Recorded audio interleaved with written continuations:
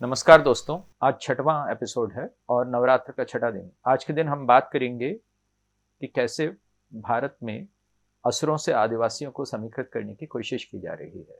इस पश्चिमी चाल में भारत के दलितों और आदिवासियों का अपमान भी है, क्योंकि गरीबों और वनवासी समाज में ऐसी लिंगाधारित शक्तिहीनताएं नहीं हैं जैसे कि असुरों में मिलती हैं।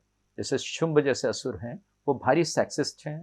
शुंभ बोलता है, स्त्रियों के नेत्र ही बाण हैं, भौहें ही धनुष का काम देती हैं, हाव भाव उनके शस्त्र हैं। आपको लगता है कि ये कैकेयी, दुर्गावती, लक्ष्मीबाई तो बेकार ही पैदा हुई। शुंभ कहता है कि अपने अंगों को चंदन आदि से सजाना ही उद्योग है, सो ये इंदिरा नूई आदि महिला उद्यमी भी बेकार ही जन्मी। वो कहता है कि मनोरथ ही रथ का काम करता है।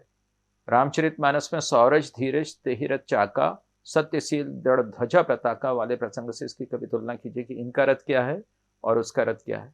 फिर वो बोलता है कि धीरे धीरे मधुर वचन बोलना ही भेरी ध्वनि है। स्त्रियां इसके अतिरिक्त अन्य अस्त्र हाथ में लें, यह उनके लिए केवल विडंबना ही है। ये विचार हैं शुंभ के। तो आप समझ सकते हैं कि लेफ्ट लिबरल्स दुर्गा वाहिनियों के इतने विरोध में क्यों हैं। वो कहता है कि प्रिय, लज्जा ही तुम्हारा भूषण है। धनुष खींचते समय स्त्री अपने स्तनों को छुपाने में कैसे सफलता पा सकती है। कहाँ धीरे धीरे पृथ्वी पर पैर रखना और कहाँ गदा लेकर दौड़ना। वर वर्णिनी, तुम वीणा न बजाकर शंख ध्वनि कर रही हो। ये सभी कर्म तुम्हारे रूप और यौवन के विरुद्ध। ये विचार हैं। और महिषासुर तो एक मंत्री है, दुर्धर्ष। वो तो देवी की युद्ध मुद्रा को वक्रोक्ति मानता है। रसे भी सुने। वो ये कहता है कि स्वाभिमानी स्त्रियों के यही तो हाव भाव हैं। उनके इस अभिप्राय को रसज्ञ पुरुष भली भांति समझ लेते हैं। यह तो उस कामनी की वक्रोक्ति मात्र है। ऐसी युवती अपने प्रियतम पति के लिए सदा लालायित रहती है। कोई काम शास्त्र का पारगामी पुरुष ही उसके अभिप्राय को समझ सकता है। उसने आपके प्रति ये जो कहा है कि तुम्हें मोर्चे पर बाणों से बीन दूंगी, इस कारण को जानने वाले विशिष्ट पुरुष इसके सारगर्भित वचन पर विचार करें। अपने यौवन का अभिमान रखने वाली स्त्रियों के बाण उनके कटाक्ष ही हैं। यह बात जगत प्रसिद्ध है।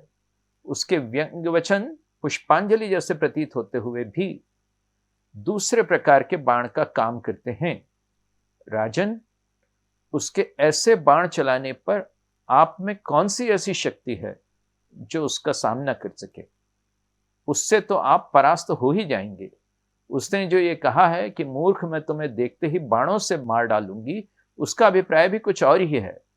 पर उसके अनभिज्ञ उसके इस भाव को नहीं समझ पाते। वो तो ये कह रही है कि रण रूपी शैया पर तुम्हारा स्वामी मुझसे परास्त हो जाएगा।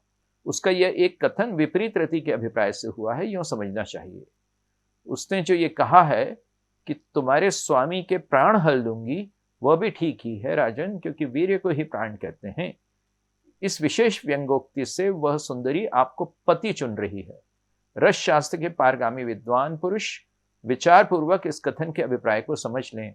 महाराज, इस रहस्य को जानकर आपको भी रसयुक्त व्यवहार करना चाहिए। अब आप क्या कहेंगे इन सारी बातों को कि सावन के अंधे को हरा ही हरा सूझता है। सोचो तो, राक्षसों के ये विचार जो हैं आधुनिक युग में किससे सबसे ज्यादा अपील किए होंगे। अनुमान लगाइए आप। मैं बोलता हूं वेंडी डोनिगर, आपने भी यही अनुमान लगाया था। वो कहती हैं, confrontation between the two represents an erotic relationship and sexual union between the goddess and the demon Mahishas.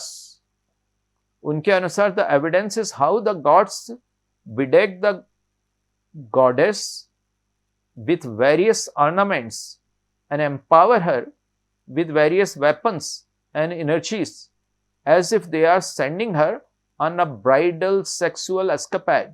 ये व्याख्या है वेनी डोनिगर की।